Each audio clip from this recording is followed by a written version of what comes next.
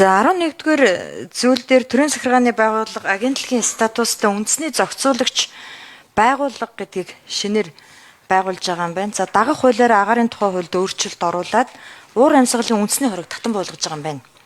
За энэ уур амьсгалын үндэсний хорог чи шадар сайд даргалдаг тийм ээ. Ямар одоо үндслэр энэ хорог татан болгож байгаа юм бэ? Муу ажилласан юм уу? Ажил нь шаардлагагүй гэж үтсэн юм уу? Тэгээд угаасаа байгаль орчин уур амьсгалын өөрчлөлтийн сайдын эрхлэх асуудлын хүрээнд цаг уур орчны шинжилгээний газар, нөгөөх нь ойн газар, усны газар гэсэн 3 агентлаг байж байгаа шүү дээ. Тэнгууд дахиад нэг агентлаг байгуулж байгаа шүү дээ. Энэ нь улам данхайх биш үү? 2 асуулт. За Бодромыг шиг хариулъя. За мөнх баясгалан гишүүний асуултанд хариулъя. За засгийн газраас өргөн мэдүүлсэн хувилбар дээр бол уншигдахад яг дахиад нэг байгуулагдаж байгаа мэт уншигдсан.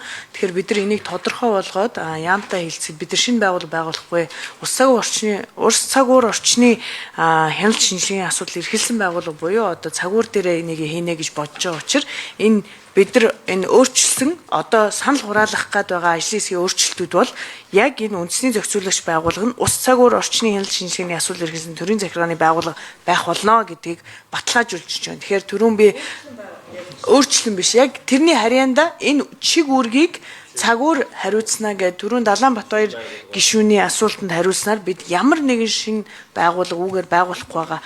Хоёр дахь асуулт буюу таны үндэсний хороотой холбоотой асуудал дээр энд одоо уншигдж байгаагаар бол энийг татан буулгаж байгаа мэт нөө байхгүй учраас тэгж уншигдж байгаа учраас түрүүний бидний сая та бүхний маань дэмжиж санал өөрчлөлтийг дэмжсэн асуудал дээр бол энэ засгийн газрынхаа үйл ажиллагаанд хэвээр нь үлдээхээр иргэн найруулж оруулсан байгаа.